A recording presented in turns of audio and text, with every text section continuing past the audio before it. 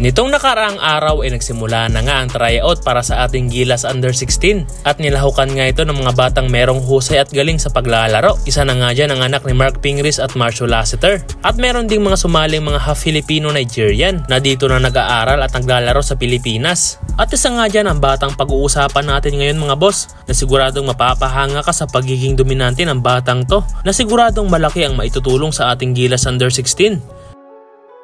Ang batang tinutukoy ko mga boss ay nagangalang Freedom Okafor. Siya ay nagmula sa bansang Nigeria, ngunit kasalukuyan na siya nag-aaral at naglalaro dito sa Pilipinas dahil ang kanyang nanay ay isa ring Pilipina. Ang batang si Freedom mga boss ay may edad na 15 years old at may height na 6'1" sa posisyong power forward. Medyo may kaliitan man ang batang to sa kanyang posisyon, ngunit mapapahanga ka naman sa lakas at athleticism ng batang to. At kayang-kaya nga nitong dominahin ang painted area. At dahil nga hindi ito isang pure Asian na bata, kaya mas advance ang kanyang skills kung ikukumpara sa mga nakakalaban niyang mga batang pure Filipino. Makikitaan mo nga ang batang si Freedom Okafor ng maayos na ball handling, na kayang magdala ng bola court to court. Sabayan mo pa ng kanyang bilis, kaya palagi siyang nauuna sa mga fast break. At magaling din tong sumalaksak kahit meron pang sumabay sa kanya. Meron din siyang shooting skills sa 3-point area at perimeter.